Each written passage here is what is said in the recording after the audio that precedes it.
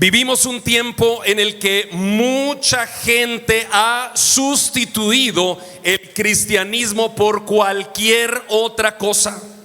Muchos ya no quieren seguir a Cristo, sino que prefieren filosofías humanas. No quieren seguir el evangelio, sino que prefieren la prosperidad. No quieren vivir en santidad, sino que prefieren vivir en pecado. Lamentablemente la iglesia se ha vuelto un lugar donde se promete mucho, pero se transforma poco, donde se entretiene a la gente, pero no se discipula, donde se habla de victoria, pero sin arrepentimiento, se habla de recibir bendiciones, pero sin obediencia, y se habla de poder, pero sin temor hacia Dios. A la gente le encanta escuchar sobre bendiciones materiales, olvidando que el objetivo del cristianismo no es la riqueza ni la abundancia de bienes, sino la salvación eterna. Lamentablemente hoy se confunde la fe con el pensamiento positivo, se confunde la santidad con el legalismo y se confunde la doctrina bíblica con la religión. Vivimos un tiempo en el cual muchos creyentes, a muchos les gusta depender de sus emociones más que de la palabra del Señor. ¿Qué sentiste hoy en la alabanza? ¿Qué sentiste con este predicador? ¿Qué sentiste en este culto? Les gusta depender de qué sentimos y no de la palabra del Señor. Y por eso es que ha proliferado una generación de creyentes analfabetas bíblicos, con poca Biblia, con poca oración, con poca convicción, con poca disciplina espiritual y poca resistencia al pecado. Pero cuando analizamos la iglesia del primer siglo, vemos algo completamente distinto. Vemos una iglesia que no necesitaba un espectáculo para mantenerse viva, porque tenía lo más importante, que era la presencia de Dios, el temor de Dios, la palabra de Dios y la comunión del pueblo de Dios. Esa iglesia estaba llena de gente humilde, llena de gente generosa, reverente, unida y perseverante. Esos hermanos de la iglesia del primer siglo no estaban obsesionados con tener más cosas materiales, sino que estaban obsesionados por honrar a Cristo. No buscaban fama, sino fidelidad. No hablaban de tener más cosas materiales, sino de obedecer de mejor manera la palabra del Señor. Esa iglesia del primer siglo nos confronta porque nos muestra una realidad que hoy parece muy rara, y es que aquella fue una iglesia donde Dios era suficiente. No era una iglesia perfecta, pero era una iglesia viva.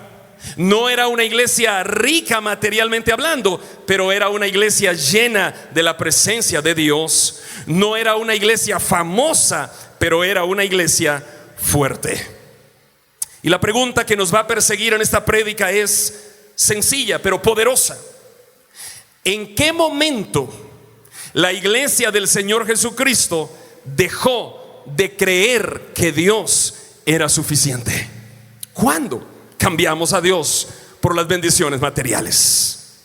Esta es la prédica número 7 de la serie del libro de Hechos que estamos estudiando aquí en la Iglesia Bíblica de Guatemala, y nos corresponde leer el mensaje anunciado, el pasaje en Hechos 2, 43, 47. Leamos. Y sobrevino temor a toda persona, y muchas maravillas y señales eran hechas por los apóstoles. Todos los que habían creído estaban juntos y tenían en común todas las cosas, y vendían sus propiedades y sus bienes, y lo repartían a todos según la necesidad de cada uno. Y perseverando unánimes cada día en el templo, y partiendo el pan en las casas, comían juntos con alegría y sencillez de corazón, alabando a Dios y teniendo favor con todo el pueblo. y el Señor añadía cada día a la iglesia los que habían de ser salvos. Esto ocurre inmediatamente después del primer gran sermón del apóstol Pedro, hermanos, y la conversión masiva de miles de personas. Pero lo primero que el pasaje destaca no es el número de personas que aceptaron a Cristo, que eran 3,000, sino el ambiente espiritual que vino sobre las personas, el cual era de gran temor. No terror irracional, sino temor de reverencia profunda al Señor, de conciencia a la santidad de Dios, de respeto por su presencia. El texto dice que sobrevino temor. Significa que la gente comenzó a vivir con la conciencia de que Dios está presente y no puede ser tratado con ligereza. No es una iglesia liviana, no era una iglesia relajada en el sentido de irreverencia a Dios, sino que era una iglesia seria con lo santo. Esas señales que se vivían en la iglesia del primer siglo no reemplazaban el temor, sino que lo confirmaban. Dios se manifestaba en esa iglesia, pero no para entretener personas como se suele hacer hoy. Los apóstoles no hacían actos de magia como se suele hacer hoy, ni ofrecían riquezas materiales como se suele hacer hoy, ni prosperidades como se suele hacer hoy, sino que el mensaje era totalmente bíblico para afirmar la fe de todos en Cristo Jesús. Esto es vital para nuestro tiempo, hermanos. Este pasaje nos llama a no perder el temor de reverencia delante de nuestro Dios. Recordemos que una persona que pierde el temor de Dios pierde la santidad, y aunque siga asistiendo a la iglesia, termina perdiendo la presencia real de Dios en su vida. En nuestros días hay demasiada irreverencia a las cosas de Dios. Muchos hacen bromas en relación a Dios y se olvidan que nuestro Dios es un Señor santo, santo, santo, digno de toda gloria y de toda adoración. Dios merece respeto y honra. Él no es un personaje cultural ni un recurso para el humor ligero, sino que es el creador soberano del cielo y de la tierra, el dador de la vida y el sustentador de todo cuanto existe. En la escritura dice en Gálatas 6:7 que no nos engañemos, porque Dios no puede ser burlado. Hermanos, hoy hay tanta irreverencia al Señor. Músicos que se suben en chancletas, en bermudas, todos tatuados, con el pelo pintado, supuestamente a adorar al Señor. Predicadores que hasta llevan un vaso de café, lo ponen, y con chancletas y aquellas camisas hasta por fuera, predicando supuestamente al Señor. ¡Qué irreverencia! Yo les aseguro que ni al presidente de este país la gente llegaría en chancletas ni bermudas y con un café de cualquier marca en la mano. Llegarían sobrios. ¿Por qué ante Dios queremos llegar así? Hermanos, hoy hay mucha irreverencia. Cuentan chistes. ¿Y dónde está el colocho? Ay, ya te va a ver el colocho. Hermanos, Dios es santo, santo, santo. Él es Rey de reyes. Hay que reverenciarlo. Cuando algunos hacen bromas acerca de Dios, me imagino que no tienen ni idea de que están hablando del Señor eterno, justo y misericordioso, que nos formó, que nos ama y que nos ofrece salvación y vida eterna. Hermanos, honrar a Dios no significa vivir con miedo, sino con temor de reverencia, reconociendo con humildad la grandeza, la autoridad y la santidad de Dios. Toda rodilla debería doblarse delante de Dios. Dime una cosa, ¿hace cuánto tiempo que no doblas tus rodillas delante de Dios? ¿Hace cuánto no doblas tus rodillas? A veces nos levantamos, medio nos echamos agua porque casi no hay agua en nuestras ciudades y decimos, ay, bueno, vamos a la calle a trabajar. Y Dios, hay oro en el carro, hay oro en el bus, en la guagua o en la moto. No oras. ¿Y Dios? Ay, para el almuerzo oro. ¿Y Dios? Para la cena, a la cena muy cansado, me pongo a ver un poquito el TikTok, la televisión y a dormir. ¿Y Dios? ¿Y cuándo lo reverencias? ¿Hace cuánto no doblas tus rodillas delante de Dios? ¿Verdad que solo las doblamos cuando tenemos problemas? Cuando tenemos problemas doblamos las rodillas. Por eso a veces Dios nos manda tanta dificultad para mantenernos de rodillas delante del altar. Pero la gente hoy es irreverente. Vamos a estudiar Hechos 2:44. Todos los que habían creído estaban juntos y tenían en común, ¿cuánto? Todas las cosas.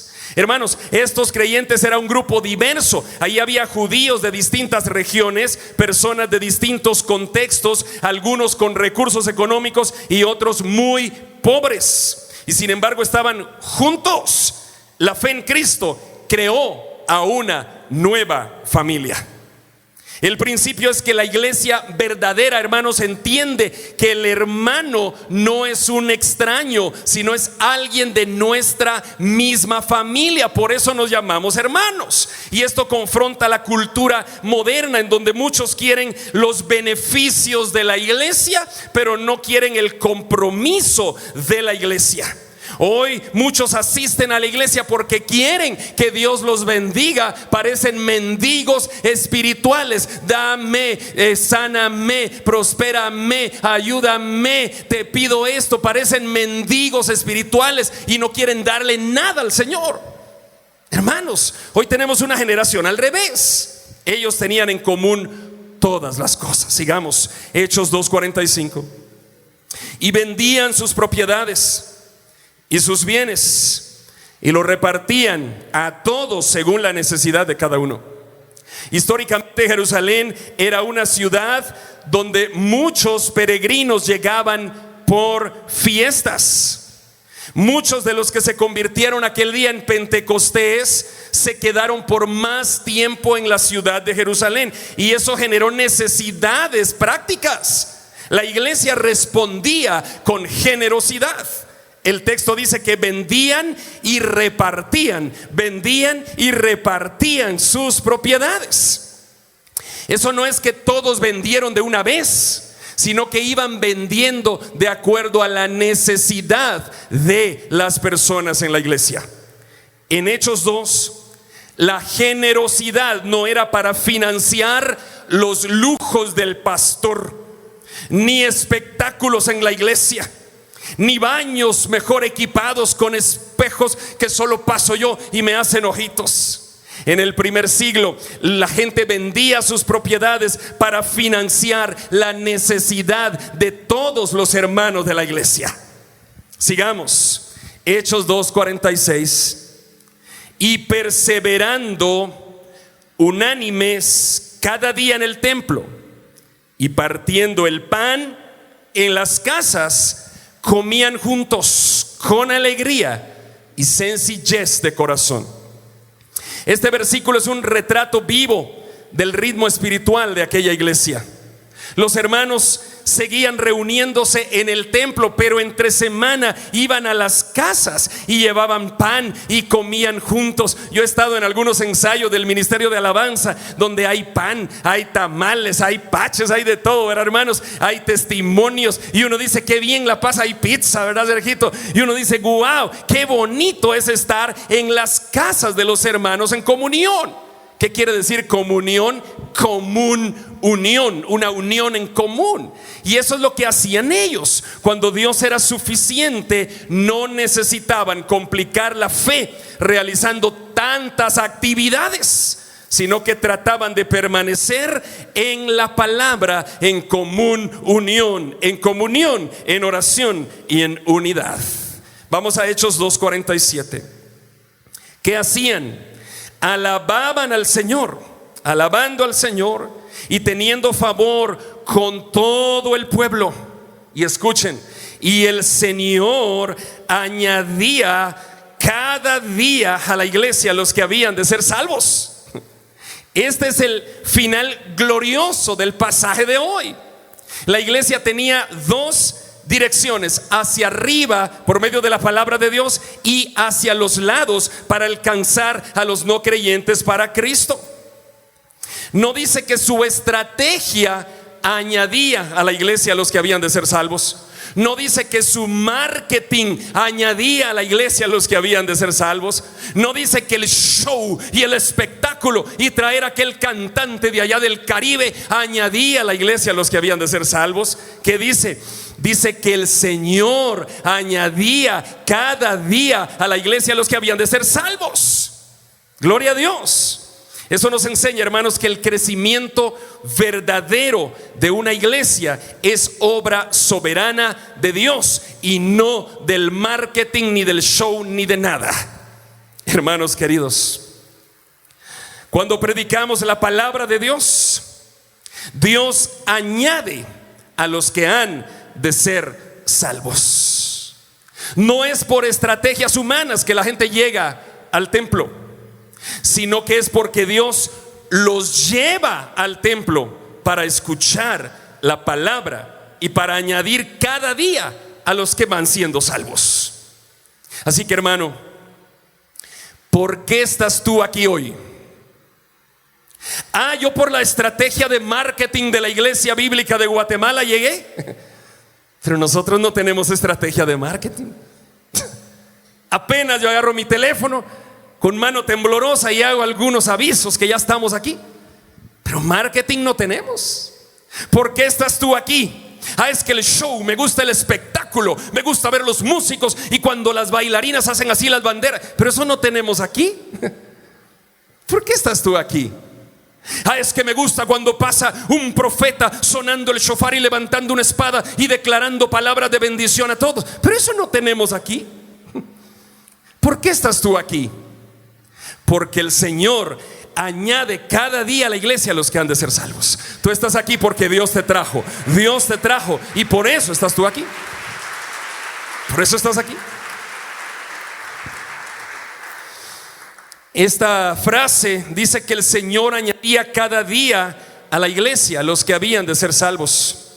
Está haciendo una afirmación profundamente teológica. Escuchen. El texto no dice que el Señor añadía a cualquiera que simplemente sentía curiosidad espiritual de ir a ver qué estaba pasando, y el Señor lo añadía. No añadía a cualquiera, sino que añadía a los que el Señor sabía que habían de ser salvos. Hermano, esto es glorioso. Tú estás aquí, yo estoy aquí porque Dios sabía que tú y yo íbamos a ser salvos. Hermano, Dios nos escogió desde antes de la fundación del mundo para la salvación. Gloria a Dios. Gloria a Dios. Y tú a veces no vienes. Y tú a veces dices: hoy me voy a la piscina. Ay, sí, me voy al puerto. Que se me suban unos cangrejos de mar así entre los dedos del pie. Hermano, ¿por qué a veces creemos que Dios nos necesita? Dios no necesita nada de ti. Tú necesitas todo de Dios. Si tú estás aquí, no es porque seas bueno, es porque Dios en su gracia, favor y misericordia te trajo hoy aquí. La salvación no es el resultado de tu impulso emocional ni de tu decisión, sino que es el resultado de que Dios puso su fe en tu corazón y esa fe te impulsó a aceptar la salvación en Jesucristo. Él te trajo. El sujeto principal de la acción es el Señor. Dice: añadía cada día a la iglesia. El Señor es el principal. No es la iglesia, no es la estrategia, sino que es el Señor. Dios es quien llama, Dios es quien salva. Por lo tanto, si tú estás hoy aquí, es porque Dios te trajo con un propósito, el cual es en primera instancia salvarte. Dime una cosa: ¿ya eres salvo? ¿Ya eres salvo? ¿O todavía no? Porque mucha gente asiste a la iglesia por años y no son salvos. ¿Y cómo sé si soy salvo, pastor? ¿Ya recibiste al Señor en tu corazón? ¿Crees en Jesucristo, que Él es el Señor? Que Dios lo levantó de la tumba, lo resucitó y ahora está en el cielo y vive para siempre. ¿Ya le recibiste a Él? Él gobierna tu vida. ¿Ya obedeces la palabra o no? ¿Eres salvo? ¿O solo te gusta el evangelio? Tú no estás aquí por tus propios méritos, querido. Tú estás aquí solamente porque la gracia de Dios te alcanzó. Porque esa gracia de Dios ha determinado salvarte. Y porque hoy es el día en que tú puedes rendir tu corazón al Señor y pedirle que te perdone, que te libre de tus temores, de tus pecados. ¿Sabes? Tú no mereces nada. Hay gente que dice: yo merezco que el Señor me bendiga porque soy bueno. No, Señor, tú no mereces nada. Yo no merezco nada. La salvación es gracia de Dios, no merecimiento humano. Es misericordia, gracia y favor del Señor. Y aún sin merecer nada, Él nos trajo aquí primero para salvarnos, para añadirnos a su familia. Esta es la maravilla del evangelio. Esto es lo que la mente humana nunca va a poder comprender. Hermanos, yo nunca voy a comprender eso, y creo que tú tampoco. Cómo Dios, en su gran amor y misericordia, envía a Jesucristo a morir por nosotros en la cruz, siendo que nosotros éramos malos. Hermano, piensa en ti. No pienses en el vecino, ni en tu esposo, ni en tus hijos, ni en la flaca que tienes al lado. Piensa en ti. ¿Por qué Cristo tendría que morir por ti? ¿Quién eres tú? Y no que eras cristiano hace unos años y caíste de la gracia y te embarraste con otra mujer que no era la tuya. Y no que eras cristiano y caíste de la gracia y te robaste aquello que no era tuyo. Y no que eras cristiano y caíste de la gracia e hiciste aquellos negocios mal intencionados. Y hoy estás aquí. Piensa en ti. La gracia de Dios te alcanzó. La maravilla del evangelio es que nosotros, siendo malos, ahora tenemos salvación y vida eterna. Nosotros que no merecíamos nada, nosotros que somos viles, nosotros que somos miserables, pecadores, necios, nosotros que estábamos perdidos para siempre, nosotros que caminábamos sin rumbo y sin dirección, nosotros que no merecíamos nada, nosotros somos los perdonados solamente por pura gracia, por puro amor, por pura misericordia del bendito y soberano Rey de reyes y Señor de señores. Esa es la maravilla del evangelio. El apóstol Pablo magistralmente escribió este pasaje que nos pone a nosotros en primer plano. Nosotros que somos viles, miserables, menospreciables para el mundo, nosotros somos los escogidos de Dios. Abre tu Biblia, 1 Corintios 1, 18 al 31. 1 Corintios 1, 18. 1 Corintios 1, 18. Escucha, voy a ir despacio a leer. Porque la palabra de la cruz es locura para los que se pierden, pero para los que se salvan, esto es a nosotros, es poder de Dios. Pues escrito está: destruiré la sabiduría de los sabios, escucha, y desecharé el entendimiento de los entendidos. ¿Dónde está el sabio? ¿Dónde está el escriba? ¿Dónde está el disputador de este siglo? ¿No ha enloquecido Dios la sabiduría del mundo? Pues ya que en la sabiduría de Dios el mundo no conoció a Dios mediante la sabiduría, escuchen, agradó a Dios salvar a los creyentes por la locura de la predicación. Porque los judíos piden señales y los griegos buscan sabiduría, pero nosotros predicamos a Cristo crucificado. Para los judíos ciertamente tropezadero, y para los gentiles locura, mas para los llamados, así judíos como griegos, Cristo, poder de Dios, sabiduría de Dios. Porque lo insensato de Dios es más sabio que los hombres, y lo débil de Dios es más fuerte que los hombres. Pues mirad, hermanos, a ver, hermanos, miren vuestra vocación. Dice, porque no sois muchos sabios según la carne, ni muchos poderosos, ni nobles. Hermanos, dejen de leer, miren a su alrededor, díganme cuántos sabios, poderosos y nobles hay aquí. Quizá ninguno. Dice el 27, sino que lo necio del mundo escogió Dios para avergonzar a los sabios, y lo débil del mundo escogió Dios para avergonzar a lo fuerte, y lo vil del mundo y lo menospreciado escogió Dios, y lo que no es, para deshacer lo que es, a fin de que nadie se jacte en su presencia.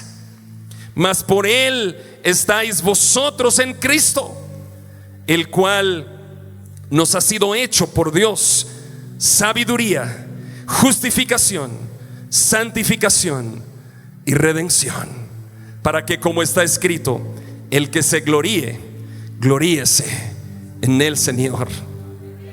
Hermano, ¿por qué estás tú aquí? Estás aquí por necio, por vil, por menospreciado. Tú no eras nada, yo no era nada. Éramos la escoria de la sociedad, lo peor del mundo escogió Dios. Éramos lo que nadie quería, pero aquí estamos por la locura de la predicación, la locura de la cruz. Hoy vamos de camino al cielo. Gloria a Dios. Gloria a Dios. Hermano, yo no sé cuántas veces tú te has puesto a pensar en ti. Piensa ahora en ti y piensa en los pecados que has cometido. Tú no mereces nada, querido. Yo no merezco nada. Si fuera por merecer, yo estaría ya en el infierno, porque eso es lo que yo merezco. Porque yo he sido tan malo que si los chicos de multimedia pusieran mis pecados en esa pantalla, yo ya no vengo el otro domingo, porque yo me sentiría tan avergonzado de que tuvieras mis pecados. Y ahora estoy predicando. Pero esa es la maravilla del evangelio. Aquel borracho, aquel ladrón, aquel adúltero, aquel que no valía nada, ahora Dios usa y lo levanta como pastor, como ministro del evangelio, como músico, como servidor, porque esa es la maravilla de Dios. Cristo es poder de Dios. Tú y yo no valemos nada. Somos lo peor, pero lo vil del mundo escogió Dios. Lo que no era, para avergonzar a lo que se creía que era. Querido, tú no eres nada. Yo no soy nada. A mí Dios me llamó y me escogió para ser pastor. ¿Pero valgo algo yo? No, yo no valgo nada. Tú no vales nada.